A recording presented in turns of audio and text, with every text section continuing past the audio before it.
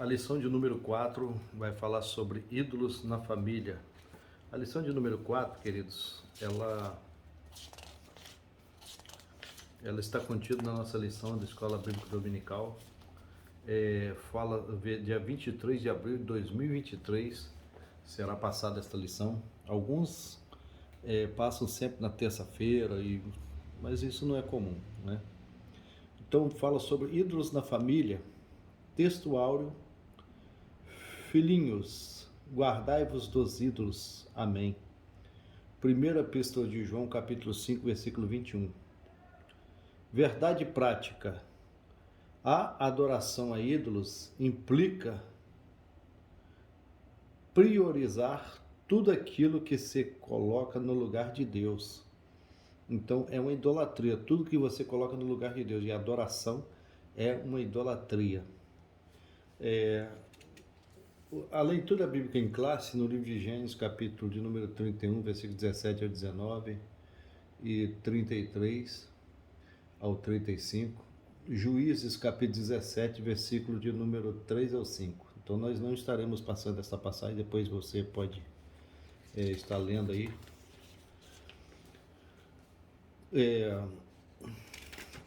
A nossa introdução da lição, ela vai dizer da seguinte maneira: temos nesta lição duas histórias distintas que relatam a convivência com a idolatria dentro de casa. Aí aqui fala, querido, na introdução, que essa lição ela tem a história de uma idolatria dentro da própria casa. No primeiro caso temos Raquel, né, que é a mulher de Jacó, que ela tinha os ídolos que ela roubou do seu próprio pai, e o pai dela veio atrás deles disfarçadamente, dizendo que sobre aqueles ídolos. Então, queridos, é o ídolo no lar. E olha que Raquel, ela sabia que Jacó servia ao Deus de Israel e rouba aqueles ídolos, né? Calcula comigo, Raquel roubar aqueles ídolos do seu pai, sabendo que o seu marido era um servo do Deus vivo e verdadeiro. E ela rouba aqueles ídolos para quê? Qual o sentido? Ela sabendo que ela agora servia um Deus todo-poderoso, que não necessitava de ídolos. Na lição diz que ela se achava insegura quanto ao seu futuro, né? Então ela, no sentido de se injustiçar pelo seu pai, que não lhe deu nenhuma herança, nem a ela, nem a sua irmã Leia, resolveu furtar as pequenas estatuetas ou ídolos de seu pai, que eram os pequenos deuses dentro da sua casa, Labão. O segundo caso é a da Mica, um eframita que vivia no templo dos juízes em Israel e que, unido-se aos danitas, fabricou ídolos e construiu um santuário. Então a maioria das pessoas sabe essa história, conhece essa história. Então dos danitas que eles foram visitar a casa de Mica, que viram um ídolo e um sacerdote. Então eles roubaram aqueles ídolos e trouxeram para ser o Deus e aquele sacerdote ser um sacerdote deles. Então todos conhecem essa história. O primeiro item, queridos, e diz assim: os ídolos encontrados na terra, na tenda de Raquel. Primeiro ponto diz assim: a fuga de Jacó e sua família para a terra prometida. Diz que Jacó, nesse ponto, que Jacó, tendo já cansado de trabalhar para o seu sogro e sendo enganado por várias vezes, trabalhou por 7 anos por uma mulher, depois 7 anos pela outra. Então agora ele resolve voltar, mas voltar escondido, né, amados? Entre os ressentimentos que ele tinha com seu próprio sogro, ele sabia que ele não ia liberar ele. Então resolveu fugir à noite. E quando Labão descobriu que eles tinham fugido, ele resolveu ir atrás com seus filhos, uma comitiva de homens armados, né, amados? Com certeza. Então, para trazer Jacó de volta. Segundo ponto do primeiro tópico: Labão descobre o furto dos seus ídolos domésticos.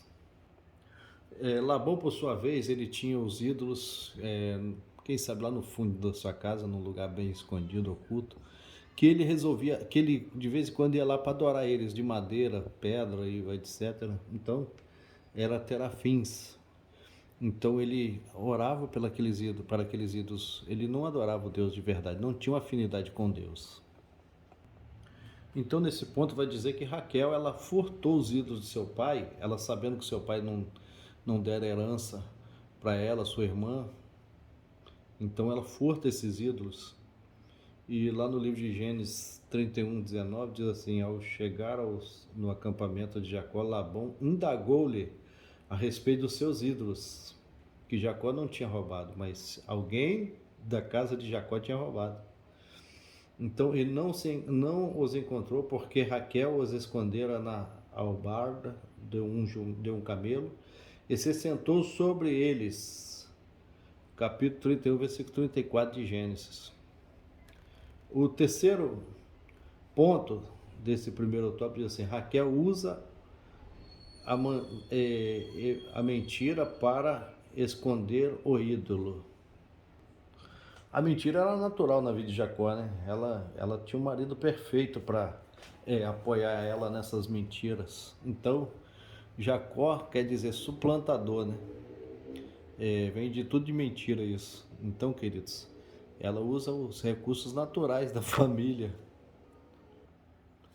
E quando Labão ele vem para vasculhar todas as coisas, vasculhou todas as coisas de Jacó, e ela sentada sobre o camelo, e ele chega para ela e diz assim: sai daí que eu vou vasculhar. Ela fala: não, eu estou menstruada, eu não posso me levantar.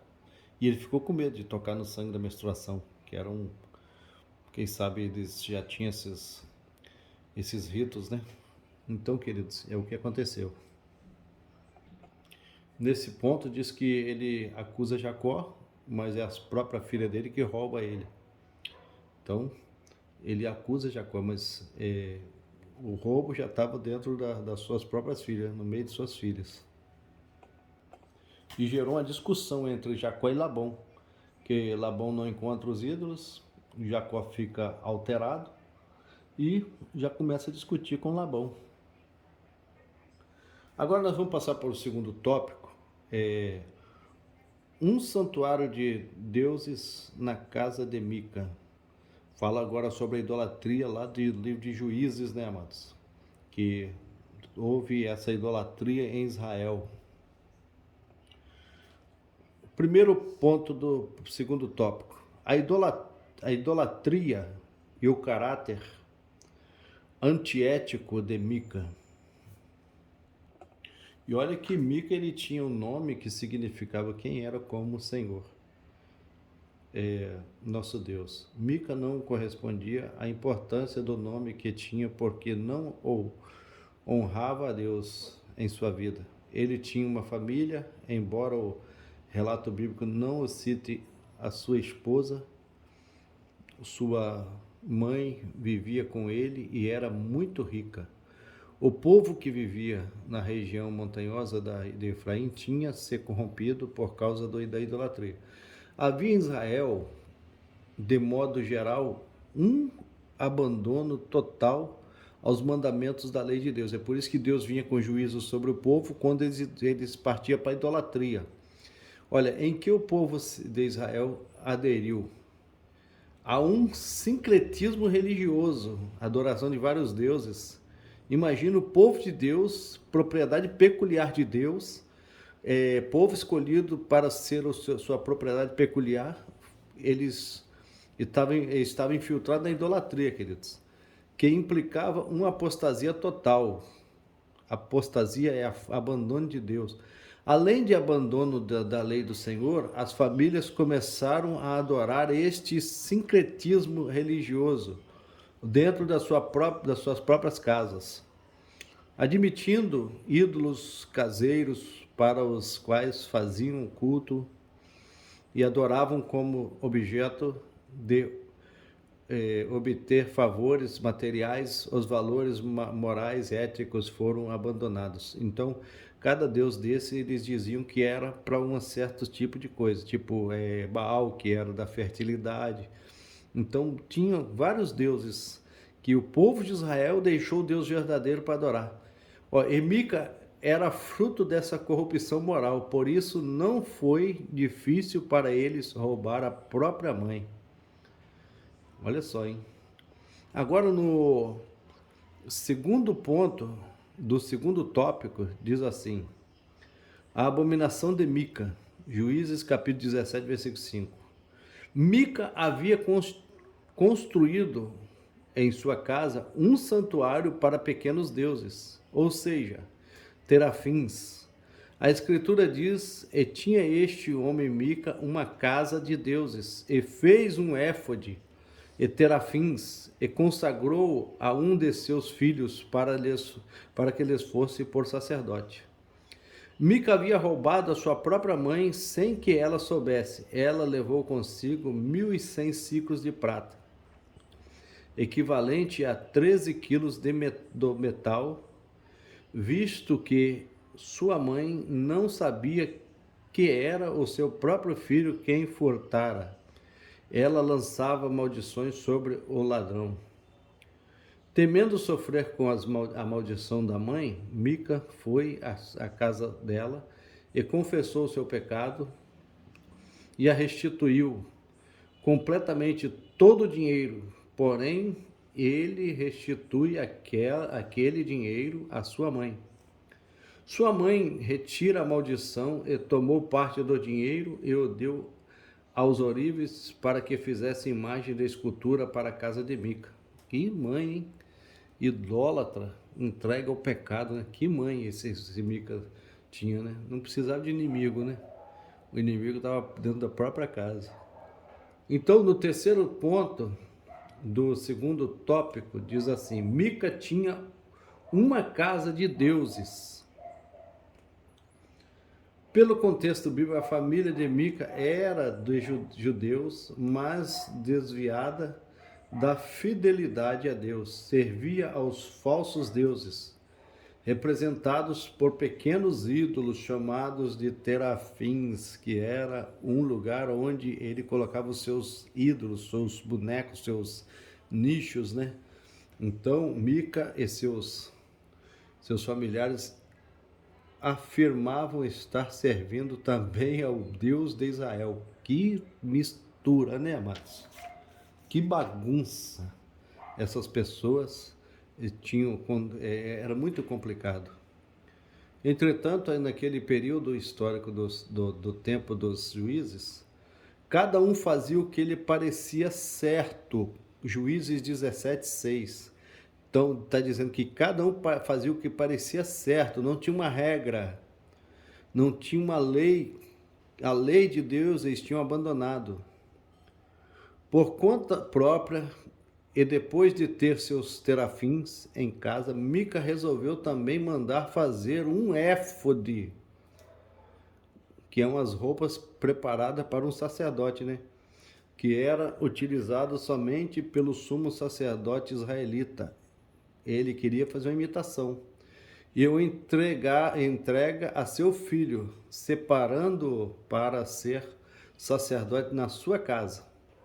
Depois aparece um levita que não tinha onde morar, e Mica o convida a viver em sua casa. Então ele vivia atrás de comodidade. A Bíblia diz assim que ele diz, esse levita andava atrás de comodidade, andava atrás de vantagens.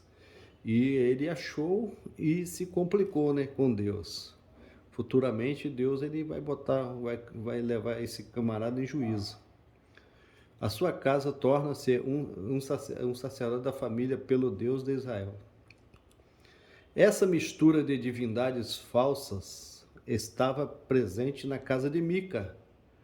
Todos quantos chegassem à sua casa encontrariam os deuses que desejassem. Então era um Deus para cada tipo de pessoa e para cada tipo de modo de viver, né?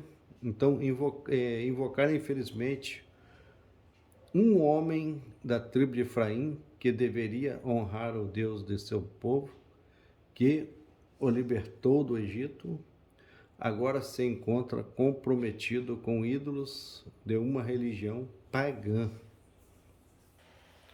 Agora nós vamos entrar num assunto muito palpitante e interessante, amados. Fala sobre a idolatria dentro dos lares, das famílias, a idolatria agora permeando os lares.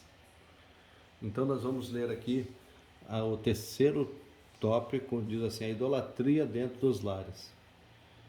Em ambas as histórias citadas, de Raquel e Mica, a crença em um ídolo doméstico indicava a forte influência pagã em lares israelitas. A partir desses dois casos bíblicos, somos convidados a refletir a respeito da idolatria hoje. A idolatria dentro do lar, né? Então, a idolatria dentro das casas das pessoas. Então, nós vamos falar um pouco sobre essa idolatria dentro dos lares e que tem que ser debatida em nome de Jesus Cristo.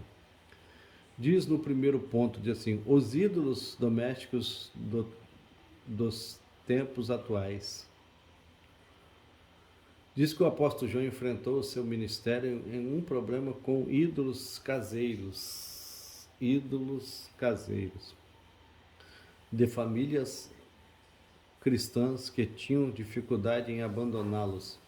Por isso o apóstolo aconselhou, filhinhos, guardai-vos dos ídolos, das idolatrias, dos ídolos que está dentro das vossas casas, né? Vamos colocar assim, fazer a nossa colocação. Para uma pessoa não crente em Cristo, a vida cristã é irreal, já que o que se vive no mundo, vive-se pelo que se vê e sente, e não pelo que a vida cristã exige.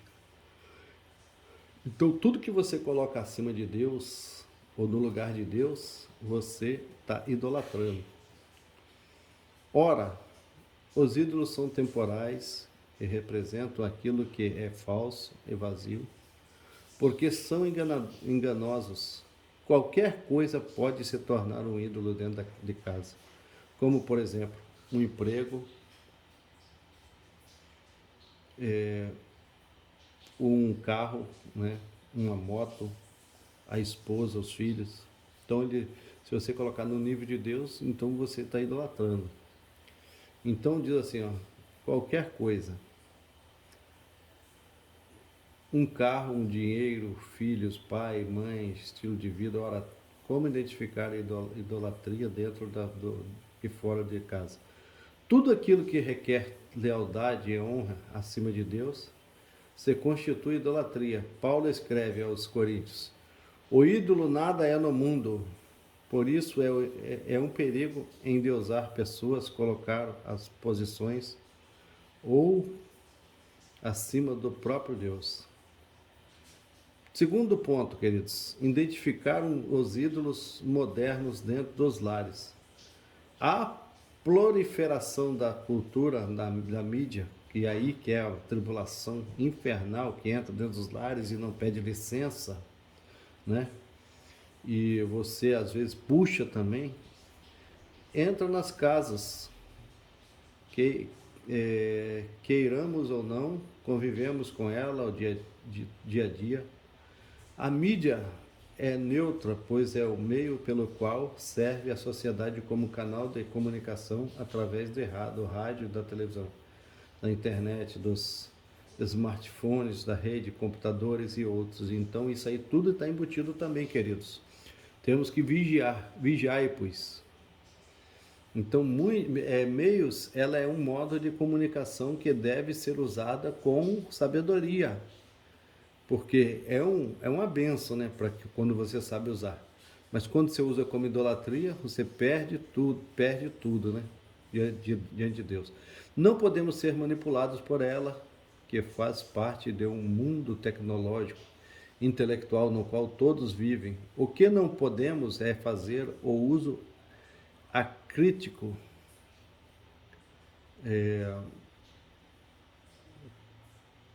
intelectual no qual todos vivamos. O que não podemos é fazer o uso acrítico, né? Desses instrumentos precisamos levar em conta o cuidado quanto ao perigo de concupiscência da carne, dos olhos e da soberba da vida. Então vocês sabem, vocês dão uma estudada nisso aí, queridos, sobre a concupiscência da carne, dos olhos e a soberba da vida. Nós temos que estudar, dar uma pesquisadazinha muito a fundo nisso. Eu não quero parar muito nesse assunto, senão a lição fica muito comprida. Mas outro dia eu vou dar um estudo sobre isso aí. Terceiro ponto do terceiro tópico, diz assim: precisamos reagir contra os inimigos da família. Jesus disse em seu sermão da montanha: vós sois o sal da terra. Se o sal se tornar em si, para nada mais presta a não ser lançado na terra e ser pisado pelos homens, né? O que diz, eu acrescentei. Então nós somos o sal da terra, nós temos que dar um exemplo, não é receber o exemplo do mundo nas televisão ou outros exemplos, entendeu? Nós temos que ser exemplo.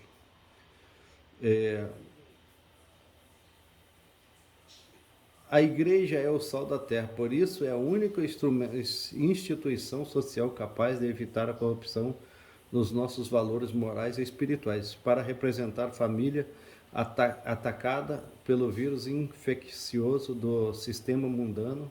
É preciso quebrar os ídolos domésticos que roubam o lugar de Deus e da vida familiar. Tá vendo? Então nós, irmãos, devemos brilhar como luz neste mundo. A igreja está muito apagada. As pessoas estão aderindo ao mundo. A Bíblia diz assim: não vos conformeis com este mundo, mas transformai-vos pela renovação do vosso entendimento.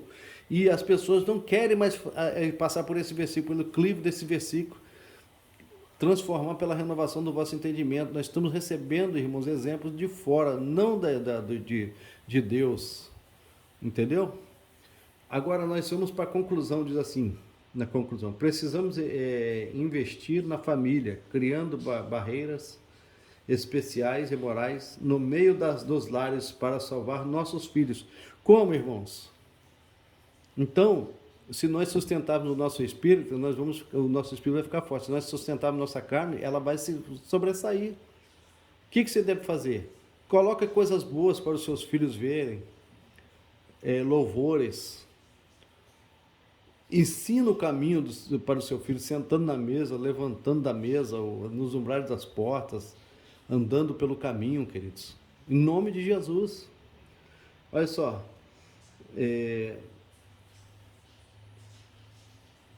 Deus, por isso, os ídolos da atualidade precisam ser retirados do nosso meio para que não venha roubar o lugar de Deus em nossa vida. Então, está aqui um exemplo muito forte para nós, irmãos. Não vamos deixar o mundo, os ídolos, o pecado, nada atrapalhar nossa relação com Deus. Nossa relação com Deus, irmãos, nós temos que sustentar ela. Nós temos que nutrir ela, para que nós possamos ser uma bênção na presença de Deus. E que Deus abençoe neste dia, então você possa ir repassar esse vídeo para outras pessoas, e se inscrevendo no nosso canal, nos ajudando, irmãos, para que possamos divulgar a palavra de Deus. Que Deus abençoe em nome de Jesus.